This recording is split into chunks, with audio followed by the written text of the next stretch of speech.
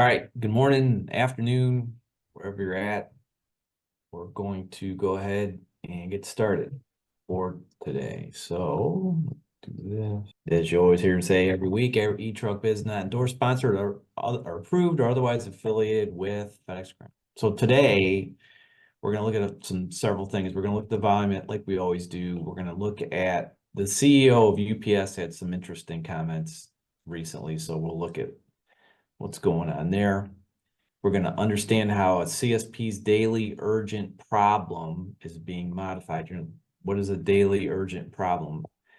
Most contracted service providers' daily urgent problem is providing service on the packages. So we're going to look how that's about to be changed. And then we're going to explore the unilateral contract language that supports those changes. Let's take a look at some volume trends. You know that the last several weeks we've had some weather and whatnot. Has that settled down? And is Carol Tomei, I hope I'm saying that right. We are live.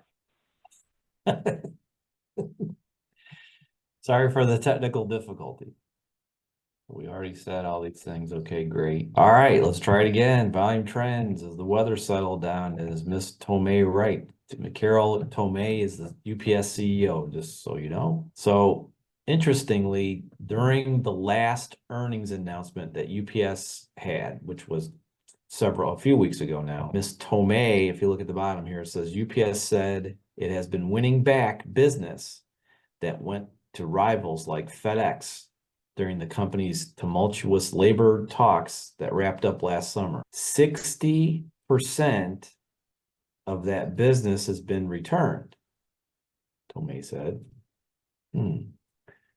The problem with getting 60% of it back is, I don't know if you guys remember, but UPS just announced 12,000, not 1,200, 12,000 job cuts, and they're going to try to sell one of their assets at a yard sale to raise some money because they got all the business back, or they got 60% of their business back. I'm not so sure that's the case. So why would they be cutting all these jobs when they won all this business back from FedEx? UPS 2024 revenue, not only if they got all the business back, or 60% of it back, why has the revenue forecast been cut? And why did the shares fall at least 18, 20 points? I'm not sure where it is today, but that doesn't look like everything's okay over in UPS land. I don't know. So oops, there's a little bit of a problem there. So if you look at the volume that we can see, the last few weeks here, we've been picking up a little bit on pickup stops, and if you notice, we're going back to right before during the UPS tumultuous time, as she said. So anyways, go from there to where we're at here. It looks like we're doing okay. We had a little bit of peak action. We had the week after Christmas, or between Christmas, New Year's. That's always the way it is, but looks like, at least from the pickup side, things are outside of peak packages there, where things aren't doing that bad. If you go over on the delivery side, same thing. And looks like there's a small positive, even with the dip, even with the holidays in there, right? So you have a peak, then you have a dip. So was Carol Tomei right? Doesn't look that way. All right, so here we go. You guys know there's some of you out there are already in the middle of this. Some of you are awaiting this, but here comes Network 2.0. We don't have to tell you, or you already know that. We have to point out that as a contract service provider, your mission is to provide service, and you provide service as it's defined in your operating agreement. So a lot of folks are saying, no problem. We achieve 99% service. We do fine every week. If I'm able to manage my exceptions, everything's great. We're good. 99%, no problem. I got no problem. Network 2.0 coming. Well, might be a little issue here. When's the last time, I'm sure all of you are going to say that I just looked at this yesterday or over the weekend, but when's the last time that you looked at your attachment A2 to your Schedule A? We bet there's some different or new language in there that you don't remember from the last time you looked at it, right? And specifically, Section 5.2 of Schedule A. So there it is.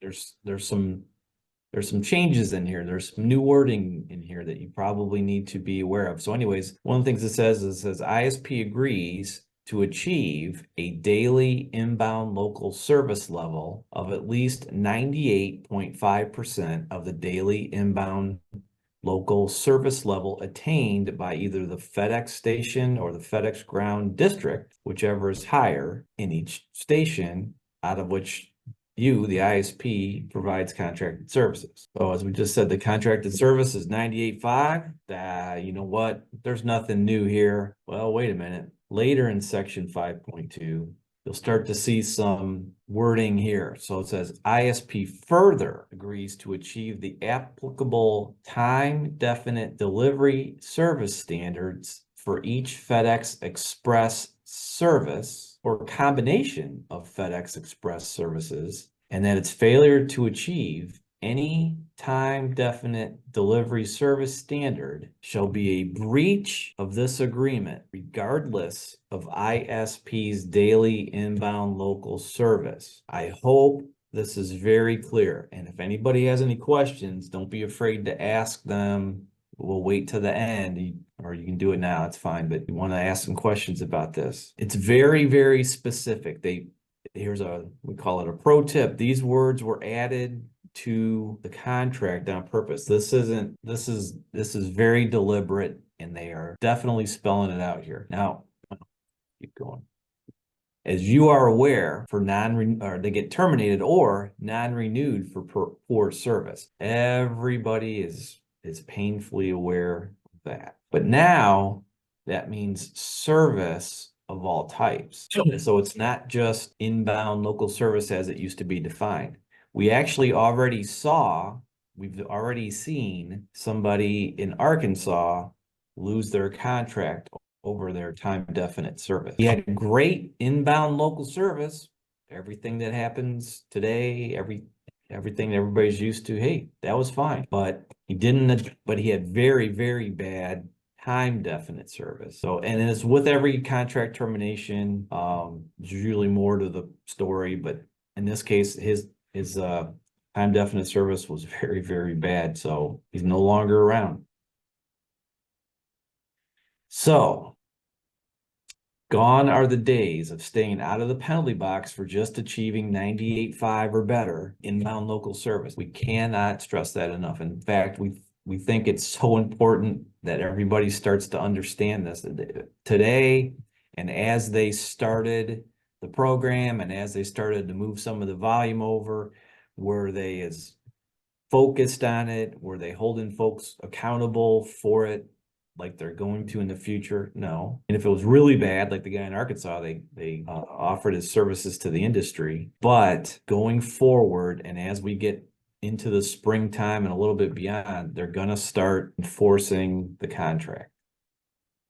So let's have a look at some of the new or going to be new contract language. It starts out pretty easy. It talks about is applicable to FedEx Express services or combination of services, and corresponding time-definite delivery service standards are set forth on the time-definite delivery service standards table set forth in the schedule of amendments to this agreement or stated at ISP's MyGroundBiz account and incorporated herein by reference. ISP agrees that FedEx may modify the time-definite delivery service standards table by providing advance written notice that it is reasonable under the circumstances. That's pretty standard stuff. Now, time-definite delivery service shall be calculated separately for each FedEx Express service or combination of services listed in the time-definite delivery service standards table by dividing the number of corresponding time-definite packages for each FedEx Express service, not packages, not stops, that ISP timely delivers. So if you have a 10:30, a package that's due at 10:30, deliver it at 10, good. It counts as a on-time, time-definite package. You take those, the ones that are delivered, divided by those, plus, well, let's just read it. The number of corresponding time-definite packages ISP timely delivers on a service day tendered for each FedEx Express service during each weekly payment period, plus the number of any service failures find herein by ISP on corresponding time-definite packages for each FedEx Express service or combination of services during the applicable weekly payment period. And again, they can modify when and if they want to. So now How do they define a service failure? Service failures for purposes of calculating time-definite delivery service shall include the following. Any time-definite packages tendered to ISP for delivery that are not delivered by the time due on the service day tendered because of failures to attempt delivery, failures to locate at delivery addresses, failures to deliver to commercial addresses when the businesses are open, or failures to deliver due to ISP error. And 2, pickups of any time-definite packages previously misdelivered. So that's, for the most part, how it's calculated by the end of the day today for regular packages, for ground packages. But time-definite packages are going to have a due time. I mean, I don't know that we need to tell you that, but we're going to go ahead and show you some other stuff here. For now, this is how you know how you did. This is how it gets reported. You actually get a message in your message center, and it'll look like this. It'll show you that how many first overnight stops in this case you actually had, and how many of those stops were done on time. PO is priority overnight, and then there's other ones. There's second day, express saver. There's a whole bunch of other different services that Express currently has that you guys are about to do. I'm sure, we're very sure that the reporting, how this gets reported and how they handle this type of, or this part of the whole thing is going to change here. This is just for now. Now there's some modifications to the other sections of your operating agreement. Down here it says these terms will be included across the board as new agreements are negotiated, and this does not indicate that any particular station or ISP should anticipate additional express volume or network 2.0 transition in the near future. Doesn't say anything, doesn't say far future or anything, it says near future. So they're going to roll, they've already started doing this. They're going to roll this whole thing out in phases and pieces and parts. And just because there's this language in your contract doesn't necessarily mean that tomorrow you're going to get Express, but it's coming. For each unique ISP agreement negotiation, FedEx will continue to evaluate expected service provider costs and contract compensation in connection with the nature of the services that are anticipated. Well, why is that important? As most of you know, if you ask, we'll help you with your negotiations, right? Miss Carrie, who's on the call here, she's the negotiation lady. They know her in Pittsburgh. She does hundreds and hundreds of them a year. From what we've seen, the negotiation is going to become even more complex. And what we're going to tell you one more time, don't do your negotiations yourself. We see people come to Carrie. She can tell us if she wants to say something here. We see people come to us and say, I think I negotiated this wrong, or I can't make any money, or whatever it is they get, the problems they have with their contract. The things that we see people do is just incredible. I don't know how in the world. Or if I can interject, the other mistake people make or contractors make is listening to a negotiator tell them, I gave you 3 MESO offers, you have to pick one of these offers. No, no, no. You do not have to pick one of the MESO offers. As a matter of fact, even if the negotiator tells you you do have the option to negotiate, but you're not getting any more money. So you might as well pick an offer. Again, that may or may not be true. We've been very successful in pushing that bottom line. It all depends on the contractor and how they want to address this and stand up for themselves, so to speak. But not only is it pushing the bottom line, but it is also rearranging the elements of the contract to best fit your CSA. And that can make all the difference in the world. And as your CSA and what it is that you do every day changes drastically, and it's about to, you got to really look at the characteristics of your work area and how, look what they said here. For each unique ISP agreement negotiation, FedEx will continue to evaluate expected provider costs. They're going to pay you based on what they anticipate or expect you to spend. Well, how do they know that? Well, they've got a lot of data. They can take a pretty good shot at it, but they don't know what you're spending. So please don't, that's the best thing you could ever do is to get somebody to help you do your negotiations. So we'll move on from there. Okay, there's a couple other things here. So contracted services are modified to include the pickup of packages at FedEx Dropboxes. A word about Dropboxes, actually a couple words about Dropboxes. Dropboxes are treated as just regular pickups, but here's the thing. Your drivers are not going to necessarily going to be able to negotiate with somebody at the pickup. If the scheduled pickup is, let's say at 5 o'clock or 4:30 or whatever the scheduled pickup time is, and your driver goes in there and says, hey man, I get by here at like 1:30. Can I pick up what you got now so I can get on with my day and do whatever? There's nobody at a Dropbox to make that kind of deal. The Dropbox is scheduled at 5:36, 7, whatever it is. It's not on time if those packages get scanned at 1 o'clock.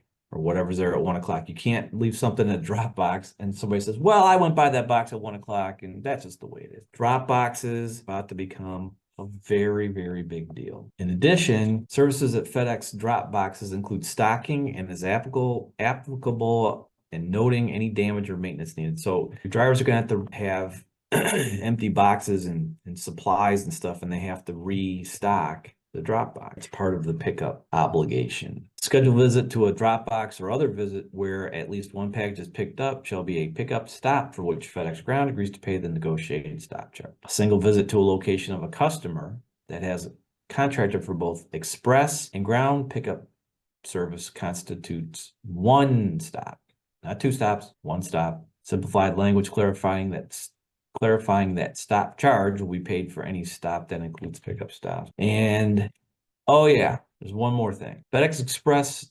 deliveries for express deliveries, new terms set forth at FedEx Ground may designate certain customers or other services for which ISP shall attempt delivery at least twice on the same service day for any applicable package that cannot be delivered by driver release. That's right. Folks are good. Let's say you get to a 10:30 and they're closed, whatever. There's wording in the contracts, attachment A3 to section 4, that now says that you're agreeing that your driver will make at least 2 delivery attempts on that particular stop. So if they go by at 9, nobody's there. Oh no, they're going to have to go back at some point, which means what? It's going to cost you more. It's going to mean a whole bunch of things, but it's going to cost you more to make that stop. Now, that has to be tracked. And how many times does that happen? Does that change is that a unique characteristic of your work area? If you have a lot of folks that for whatever reason are closed or whatever reason you can't, yes, it does, which means what? Don't do your negotiation on your own. And hell, they're telling you right here. If such a designation materially affects the reasonable cost incurred by ISP in providing service, either party may request renegotiation of the charges set forth in Schedule C pursuant to the terms set forth. So they're telling you, if you've got that kind of problem, who knows what it is that you can't get to some of these time definites on time. Now, you can't just make up a bunch of stuff, of course, but if there's some sort of characteristic that means you can't get there, you're going to have to renegotiate. They're telling you to do it. So the bottom line is express service is about to become as, if not more important than ILS, inbound local service. We're hoping that you're getting that. We're hoping that that message is getting out there. So let's see if we get any questions. Take a shot. So no packages in a Dropbox equals no pay for stop. That's how I read it, and that would not be cool. You know what? Let's see if we can go back to that. Read it again.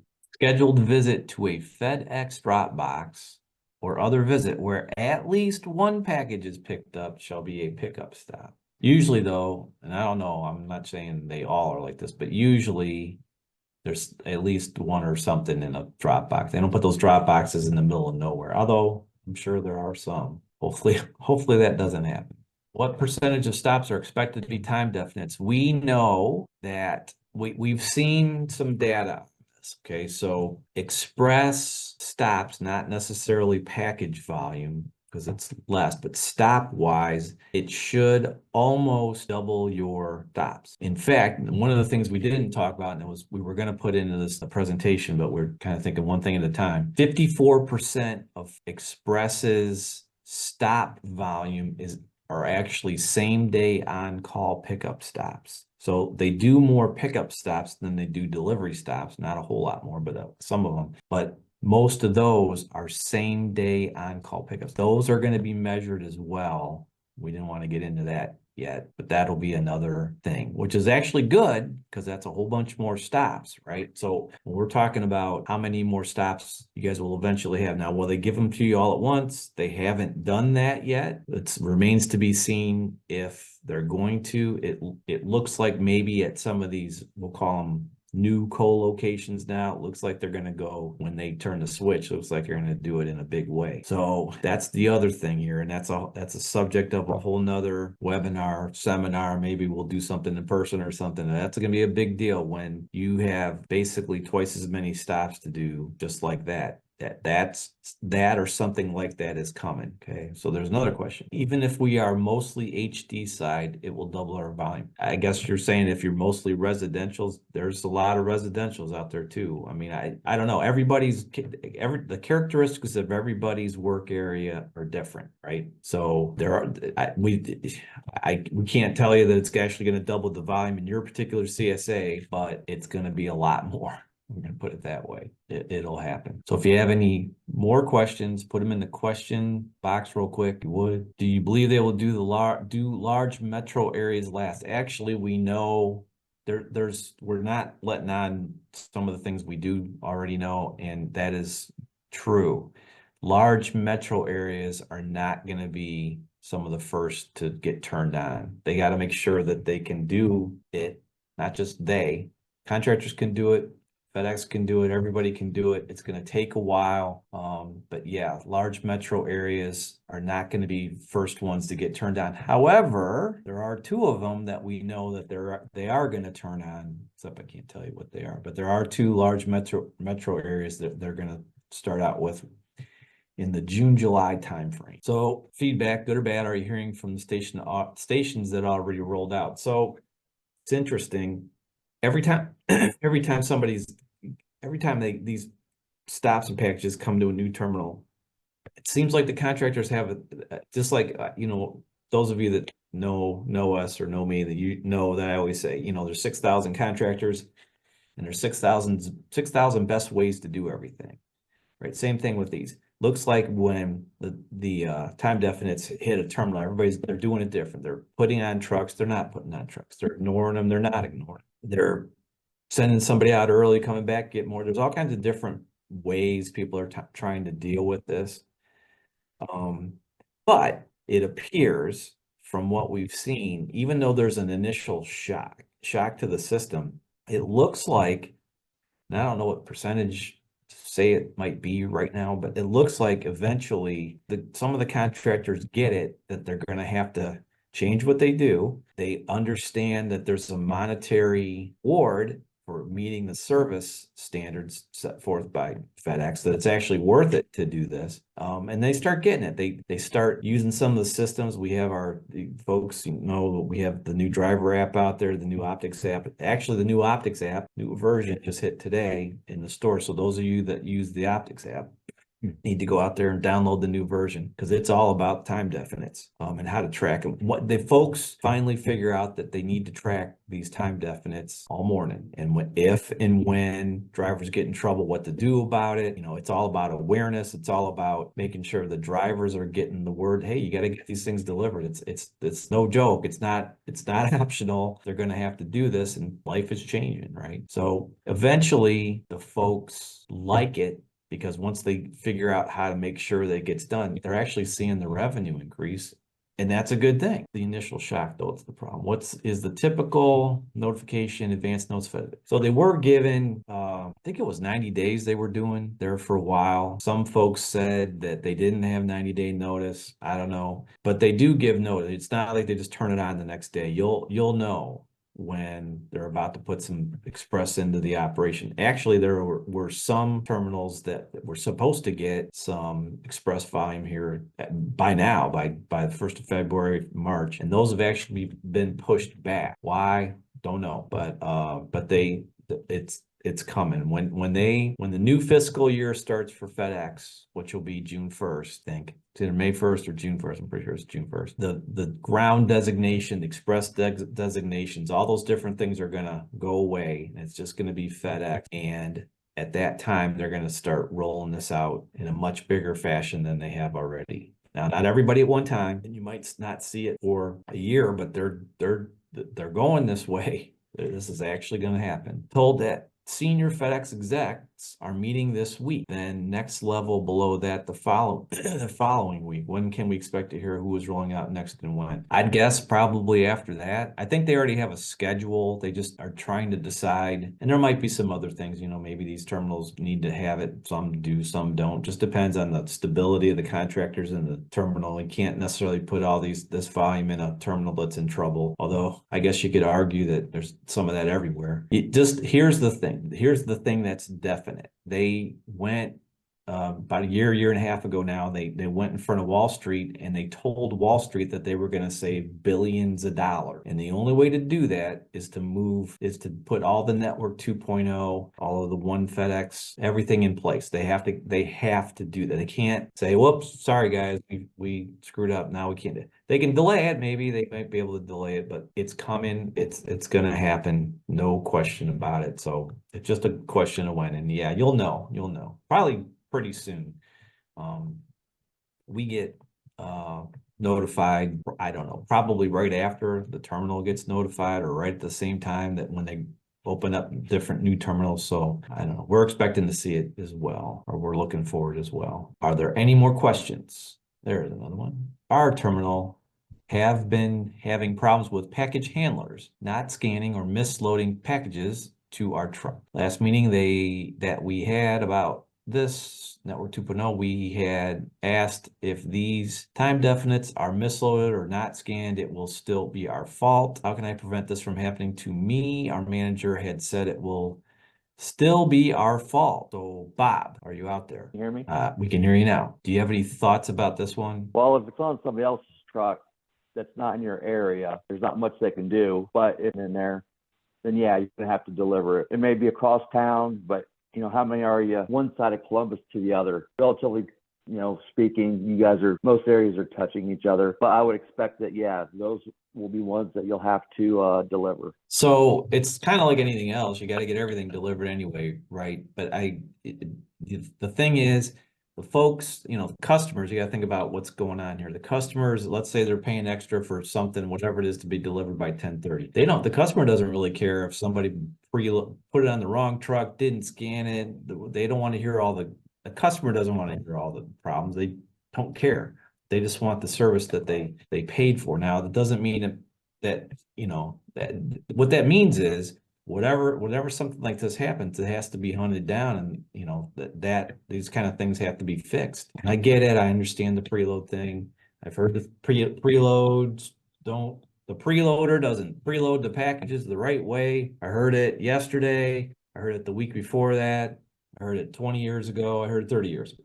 I know that happens. All these things happen, but we're going to have to come up with ways. You know, there's especially air packages or especially time-definite packages. They'll come up with some creative ways, like coming up with some kind of shuttle or something to make all these things happen. That's why the metro areas aren't going to go first. You have to do it in a smaller place to make sure you got your act together first. I don't know about Bob said, if you've got some other contractor's packages on your truck. I don't know how that's going to get handled. Yes.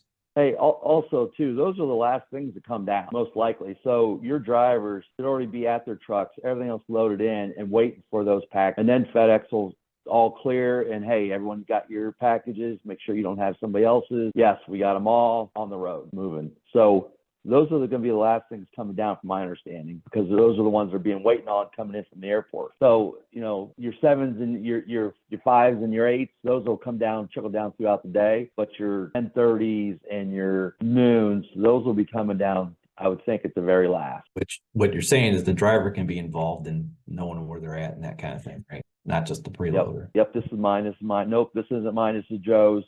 Move it over to him. Or this goes to you know, another contractor, talk to the belt manager, here, this isn't ours, and move it, so on and so forth.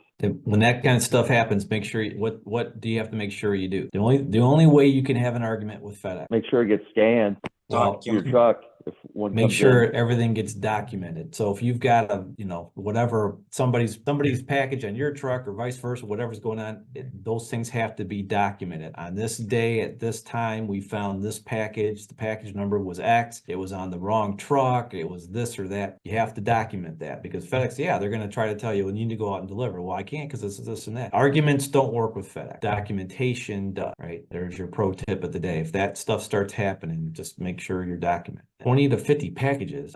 Let's hope that doesn't. I mean, right, that's happening now. Got it. The FedEx preload management folks are going to have to. I mean, if they put 50 packages on the wrong trucks, yes, they're going to put the pressure on you guys to get them delivered. But they got to fix that. That's not something that they can. They're not going to terminate your contract because they misloaded 50 packages on it. They can't. That's not reasonable. Here's a tip. You'll win that arbitration. Every business is about solving someone's problems in exchange for money. I agree with that. I'm willing to change as long as compensation is fair. What's your read? Will compensation adjust fairly? Now, here's the question I have for you, Mr. James. If you're able to put, let's just perfect world, and this isn't how it's going to actually go. If you can put twice as many packages on your trucks right now and not dispatch one more truck, you tell me if that's a good deal or not. So if somebody's going out there doing, I don't know, 100 stops, and all of a sudden there's 200 stops in that truck, is that a better deal? What your revenue per dispatch will double, right? Your costs may increase a little bit. I don't know what the percentage is, but by the way, we're developing a whole thing along those lines, just so you know. But financially, this should be a windfall for contractors. Now, if you say, well, my guys won't do 200 stops, I'm going to have to hire twice as many guys and everything like that. Well, then that's going to be a problem. I mean, think about it. These packages are coming into these areas where they're already at. So your driver's already at the shoe store, and next door is the yogurt shop with an air pack at 10:30 or whatever it is. It's not that big of a deal to just walk next door with that extra package. These aren't stops that are all over the place. These are stops that are right in the middle of the stops you're doing already. The drivers can and should be expected to pick up the slack when it comes to that density. Plus, you want to look at how you're doing on your on-road hours currently. I hate to say this, but a lot of folks are at 5-6 hours or less on-road hours per driver. I mean, that you've heard us talk about that a zillion times before. The days of working a part-time job and getting paid full-time wage, those are numbered right now. No question about it. Dropboxes can't be picked up at 1 o'clock so I can go home at 1:30. All that stuff. These trucks are going to have to be on the road for a full day, or you're going to have to orchestrate your dispatches in some sort of wave dispatch fashion. It depends. Everybody's going to be in different situation in different places with different arrivals, a line haul, all kinds of different things. But sometimes, and in fact, if those of you that know Express has they utilize a huge amount of part-time drivers. They don't have as many full-time drivers as they do part-time drivers because they have to cover, a lot longer day. They have to, they got 8 o'clock. So they got to pick up Dropboxes at 6:30 at night. There's all kinds of things. You're not going to necessarily have a full-time driver working 12 hours a day. That's not going to necessarily Hey, and work. those Yes. part-time drivers too, make sure they're paid by the hour, not by the day. Pay them by the hour. Not just the part-time guys. It's everybody. If you Everyone, haven't looked yes, around but lately. the part-time that'll get you started Okay. if you're paying by the day. If you haven't looked around lately, FedEx is doing 10 zillion payroll audits. Why? Because they don't want to get sued again. Why else? Because they want you to start paying the guys by the hour. Well, if I pay them all by the hour, they're all going to quit. Maybe, which means you're going to have to now is the time to start recruiting. If you know you've got some old dogs that don't want to learn any new tricks, you need to start thinking about that right now. The folks are going to have to be replaced if they don't want to cooperate. It's not we just told you they're not going to mess around. They're going to terminate contracts for this. They don't have a choice. They're going to have to do that, right? They don't want we're not trying to be mean and tell you, well, you're just going to fire everybody. No, we're not trying to tell you that either. It's communication. hey folks, a lot of changes are coming up, a lot of things are going to happen. We're not going to be able to pay by the day anymore. We're not going to let you be able to let you go home at 1:30 in the afternoon anymore. It's just, you're going to have work. You can't, not just going to stay out there, but you're going to have to be, we have to utilize this resource the entire day. Everything, all kinds of stuff is going to happen between noon and 6 o'clock that doesn't happen currently. So we can't have these trucks sitting here doing nothing. We're just not going to work that way anymore. If you can explain that to your current workforce, your drivers, not all of them are gonna, I know it, they're not all gonna agree and want to do it and whatever, but you can't necessarily afford to accommodate a driver's work expectations, or the driver wants to. Now you can make that guy part-time. They want to be part-time, then make him part-time. That's okay. Anyway, that's a whole nother topic in and of itself as well. So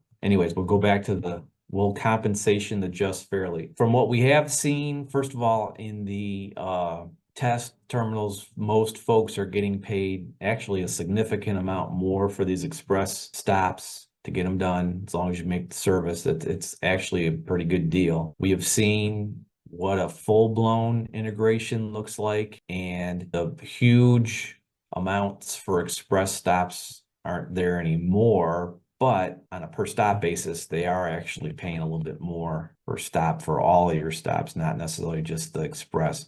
It's different. So I mean, when we were trying to tell you to watch your contract negotiations, that's a very big deal. And it's going to be a very big deal coming up here. And that's one of the reasons why. So is it going to be fair? Yeah, I think so. I think so. If you look at it from a business standpoint, it's going to be, I think, very fair. Operationally, it's going to be a nightmare. Let's go ahead and tell you. Agree, but they constantly talk about customer service, but it all starts at the terminal. Absolutely. So a lot of us used to run preloads, we used to run hubs, we used to run terminals. It's not like they don't care. I mean, I know you think they don't. And some of the coordinators, management staff, whatever, some of them, maybe they don't care. FedEx is going to have to do the same thing that they're going to ask you to do. They're going to have to go through their staff and the folks that, the pressure is going to be on. It's not going to be the same, business as usual anymore. They're not going to be able to just, well, we'll just throw those out there and the contractors will fix everything. I mean, they're going to have to, that's going to change as well. And don't think that they're not talking about that. Somebody had said that there's a big meeting. I can guarantee you they know that there's bad terminal managers out there. There's bad sort managers out there. There's bad preloaders out there. What are they going to do? That's a whole nother problem as well. So everybody's going to have to pull together. Contractors, package handlers, terminal staff, big shot execs, they're all going to have to pull together to make this happen. More packages agreed, but less efficient due to windows and breaking route. Not from what we've seen so far. Some of that's going to happen, yes. But to just say that it's totally inefficient, no, that's not the case. You're going. Hey, Jeff, I'll add something there.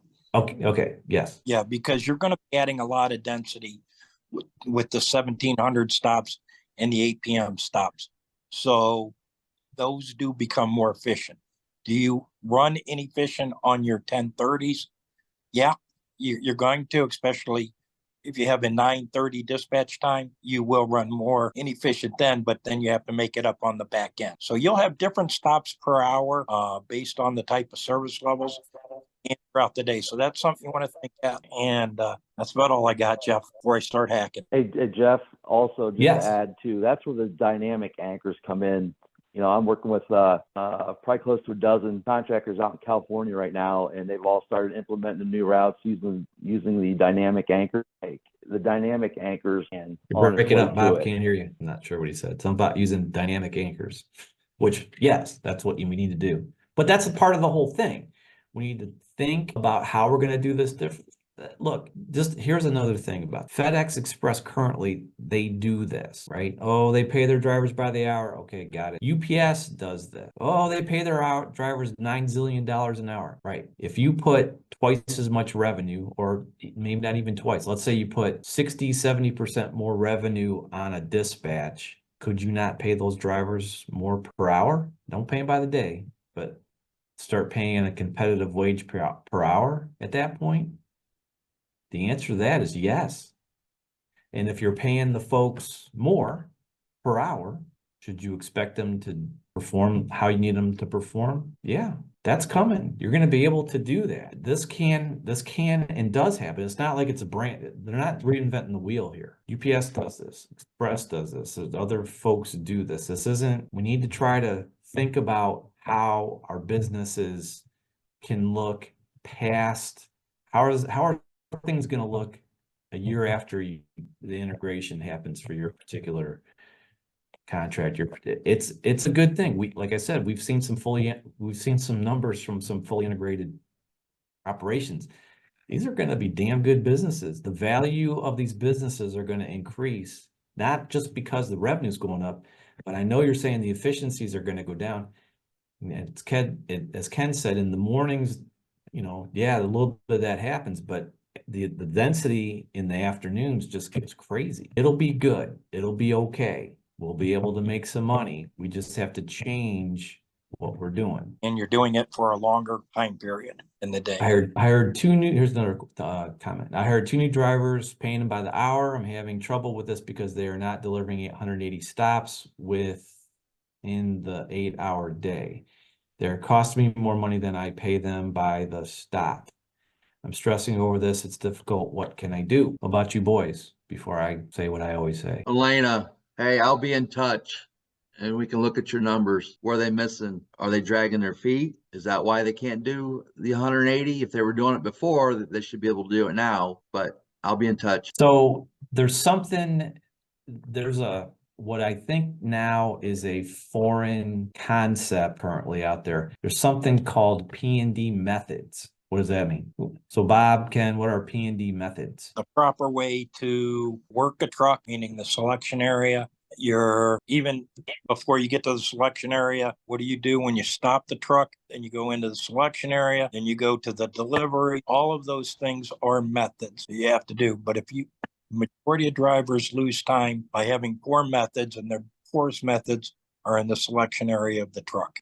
And then a lot of them go back into the selection area after making a delivery, and they just cannot do that. You ever watch a UPS driver? They do not go back in that truck.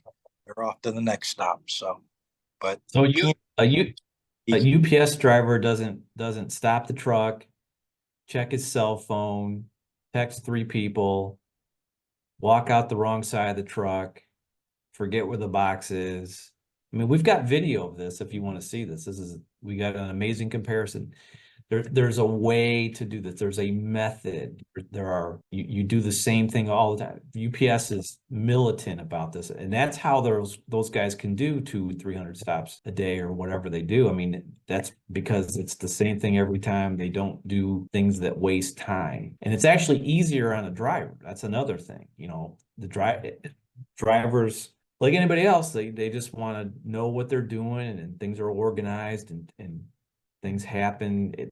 I would say more than likely these drivers that we hired in this particular case, we think a lot in the FedEx ground world, we think of training it as where to go, who's the name of the person at the back door of the Walmart, where do you go for this, how do you get over there?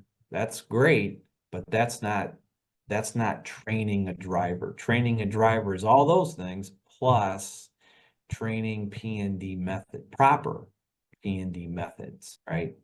That is a very big deal. And as we get into the big leagues here, we're going to have to make sure that our drivers are not just given an iPad and saying, hey, go out there, have a good day. I can get 70 stops done with that iPad. No, it's not how it goes. Oh, no, it's the new hires that I hired. Right. So it's not just recruiting. Recruiting is one thing, but we got to train the folks how we want them to go. And I know it's this basic P&D 101, but it's about to all get tested. Right? Are there any more questions, comments? Right, looks like our hour's up. So thanks for showing up here today. Hopefully you picked up something, and we'll see you same time next week. Thanks. Bye.